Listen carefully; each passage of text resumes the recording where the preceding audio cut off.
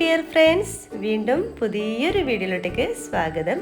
ഇനി നമുക്ക് വിഷു സ്പെഷ്യൽ ആയിട്ട് വളരെ ടേസ്റ്റി ആയിട്ടുള്ള നല്ല സോഫ്റ്റ് ആയിട്ടുള്ള ഒരു വെറൈറ്റി കാരറ്റ് ഉണ്ണിയപ്പം തയ്യാറാക്കാം. കാരറ്റിൻ്റെ നല്ല ഫ്ലേവറോട് കൂടിയിട്ടുള്ള ഒരു ഉണ്ണിയപ്പമാണിത്. പിന്നെ കണ്ണൂർ സ്റ്റൈലിലെ ഉണ്ണിയപ്പം ഓൾറെഡി ഞാൻ വീഡിയോ അപ്ലോഡ് ചെയ്തിട്ടുണ്ട്. ഒരുപാട് പേർ ചെയ്ത് നോക്കി നല്ല നല്ല ഫീഡ്ബാക്ക് പറഞ്ഞിട്ടുള്ളൊരു ഉണ്ണിയപ്പമാണിത്. കണ്ണൂർ സ്റ്റൈലിലെ ഉണ്ണിയപ്പം ഇതുവരെ കാണാത്തവരുണ്ടെങ്കിൽ പ്ലീസ് ഒന്ന് കണ്ടു നോക്കണേ. ലിങ്ക് ഞാൻ താഴെ കമൻറ്റ് ബോക്സിൽ പിൻ ചെയ്യാം. അപ്പോൾ ടേസ്റ്റി ആയിട്ടുള്ള കാരറ്റ് ഉണ്ണിയപ്പം എങ്ങനെ തയ്യാറാക്കണം നോക്കാം. അതിനു മുമ്പ് ഈ വീഡിയോ ഇഷ്ടമായാൽ പ്ലീസ് ഒന്ന് സബ്സ്ക്രൈബ് ചെയ്ത് സപ്പോർട്ട് ചെയ്യണേ. നിങ്ങളുടെ സപ്പോർട്ട് ഉണ്ടെങ്കിൽ മാത്രമേ എനിക്ക് മുന്നോട്ട് പോകാൻ കഴിയൂ. അതുപോലെ തന്നെ ലൈക്ക് ചെയ്യാനും ഷെയർ ചെയ്യാനും കമൻറ്റ് ചെയ്യാനും മറക്കരുത്. കൂടി ആ ബെല്ലൈക്കനൊന്ന് ക്ലിക്ക് ചെയ്യൂ, എങ്കിൽ ഓൾ എന്ന ഓപ്ഷൻ വരും. അതും കൂടി ഒന്ന് ക്ലിക്ക് ചെയ്യുമ്പോൾ ഞാൻ ഇടുന്ന പുതിയ വീഡിയോസിൻ്റെ നോട്ടിഫിക്കേഷൻ നിങ്ങൾക്ക് കൃത്യമായിട്ട് കിട്ടും. അപ്പോൾ വീഡിയോയിലോട്ടേക്ക് പോകാം.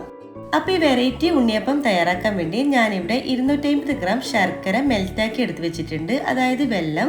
ഇതിലേക്ക് 1/2 ടീസ്പൂണോളം ഉപ്പ് ചേർത്ത് കൊടുക്കാം. 1 ടേബിൾ സ്പൂണോളം കറുത്ത എള്ള് ചേർത്ത് കൊടുക്കാം. ഇനി നമ്മുടെ സ്പെഷ്യൽ ഇൻഗ്രീഡിയൻസ് ആയിട്ടുള്ള ക്യാരറ്റ് ചേർത്ത് കൊടുക്കാം. ഞാനിപ്പോൾ മീഡിയം സൈസ് വരുന്ന ഒരു ക്യാരറ്റ് ഗ്രേറ്റ് ചെയ്തെടുത്തതാണിത്. അതും കൂടി ഇതിലോട്ടേക്ക് ചേർത്ത് കൊടുക്കാം. ഇതൊരു പ്രത്യേക ടേസ്റ്റ് ആയിരിക്കും കേട്ടോ. എനിക്ക് തോന്നുന്നു യൂട്യൂബിൽ തന്നെ ഇത് ആദ്യമായിട്ടായിരിക്കും ഇങ്ങനെ ഒരു ക്യാരറ്റ് ഉണ്ണിയപ്പം ചെയ്യുന്നത്. നല്ല വെറൈറ്റി ആയിട്ടുള്ള നല്ല ടേസ്റ്റി ഉള്ളൊരു ക്യാരറ്റ് ഉണ്ണിയപ്പമാണിത്. അപ്പോൾ എല്ലാവരും മസ്റ്റായിട്ടൊന്ന് ട്രൈ ചെയ്ത് നോക്കുക. എന്നിട്ട് നന്നായിട്ടൊന്ന് മിക്സാക്കി കൊടുക്കുക. ഇതെല്ലാം കൂടി ഒന്ന് നന്നായിട്ട് തന്നെ യോജിച്ച് വരണം, അതുവരെ മിക്സാക്കി എടുക്കുക. പിന്നെ നമ്മൾ ഇതിലോട്ടേക്ക് ഒരു 1/4 കപ്പോളം തേങ്ങാക്കൊത്ത് ചേർത്ത് കൊടുക്കുക. ഇത് നിങ്ങൾ നിർബന്ധമായിട്ട് തന്നെ ചേർത്ത് കൊടുക്കണം, സ്കിപ്പ് ചെയ്യരുത്. ഇതും കൂടി ചേർത്തിട്ട് വീണ്ടും നന്നായിട്ടൊന്ന് മിക്സാക്കി കൊടുക്കുക. ഇനി ഇതിലോട്ടേക്ക് 2 കപ്പ് പച്ചരി പൊടിച്ചത് ചേർത്ത് കൊടുക്കാം. പച്ചരി ഏകദേശം 1 മണിക്കൂറോളം വെള്ളത്തിൽ കുതിർത്ത് വെക്കുക. അതിനുശേഷം നന്നായിട്ടൊന്ന് പൊടിച്ചെടുക്കുക. പൊടിച്ചെടുക്കുമ്പോൾ ഫൈനായിട്ട് പൊടിച്ചെടുക്കരുത്, ഏകദേശം ഒരു ഇതുപോലെ തെരുതെരുപ്പായിട്ട് പൊടിച്ചെടുക്കുക. നമ്മൾ പുട്ടിനൊക്കെ പൊടിച്ചെടുക്കുന്ന പാകത്തിന് വേണം നമ്മൾ പൊടിച്ചെടുക്കാൻ.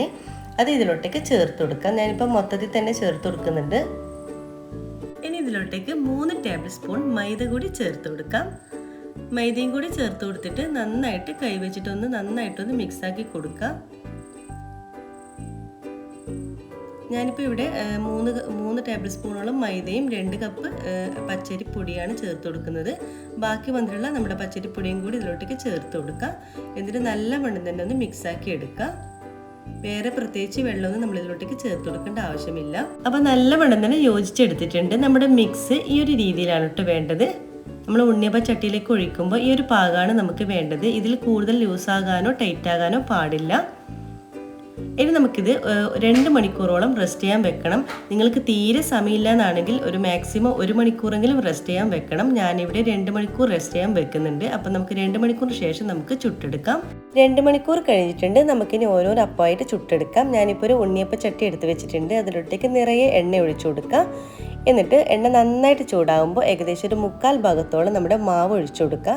ഫുള്ളായിട്ട് ഒഴിച്ചു കൊടുക്കരുത്, ഒരു 1/4 ഭാഗത്തോളം മാത്രം ഒഴിച്ചു കൊടുക്കുക. എന്നിട്ട് എല്ലാതും തന്നെ ഒഴിച്ചു കൊടുത്തതിന് ശേഷം ആ ഒരു ഭാഗം നന്നായിട്ടൊരു ലൈറ്റ് ഗോൾഡൻ കളർ ആകുന്നവരെ നമുക്കൊന്ന് വെയിറ്റ് ചെയ്യാം. ഒരു ഭാഗം ലൈറ്റ് ഗോൾഡൻ കളർ ആകുമ്പോൾ നമുക്കിതെല്ലാം തന്നെ തിരിച്ചിട്ട് കൊടുക്കാം. വളരെ രുചികരമായിട്ടുള്ളൊരു ഉണ്ണിയപ്പമാണ് കേട്ടോ ഇത്.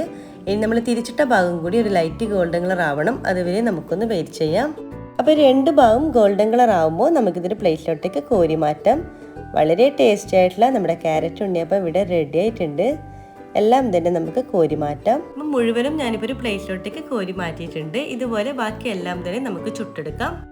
അപ്പം നമ്മുടെ വിഷു സ്പെഷ്യൽ ആയിട്ടുള്ള ക്യാരറ്റ് ഉണ്ണിയപ്പം എല്ലാം റെഡി ആയിട്ടുണ്ട്. നല്ല രുചിയാണ് കേട്ടോ.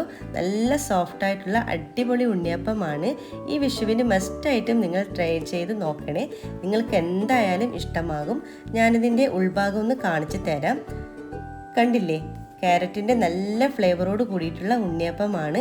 തീർച്ചയായും നിങ്ങൾക്ക് എല്ലാവർക്കും ഇഷ്ടപ്പെടും. ഉണ്ണിയപ്പം തയ്യാറാക്കിയിട്ട് പിറ്റേന്ന് കഴിക്കുമ്പോൾ ഒന്നുകൂടി നല്ല ടേസ്റ്റ് ഉണ്ടാവും. അതുപോലെ തന്നെ നല്ല സോഫ്റ്റ് ആയിട്ടായിരിക്കും ഉണ്ടാകുന്നത്. അപ്പോൾ എല്ലാവർക്കും ഇഷ്ടമായെന്ന് കരുതുന്നു. ട്രൈ ചെയ്ത് നോക്കുന്ന സമയത്ത് ഫീഡ്ബാക്ക് അറിയിക്കാൻ മറക്കരുത്. അതുപോലെ നിങ്ങൾക്ക് ഈ വീഡിയോ ഇഷ്ടമായാൽ ലൈക്ക് ചെയ്യാനും ഷെയർ ചെയ്യാനും കമൻറ്റ് ചെയ്യാനും മറക്കരുത്. ഇൻഷാ അല്ലാഹ് വീണ്ടും മറ്റൊരു നല്ലൊരു വീഡിയോയുടെ വീണ്ടും കാണാം. അതുവരേക്കും എല്ലാവർക്കും താങ്ക് യു.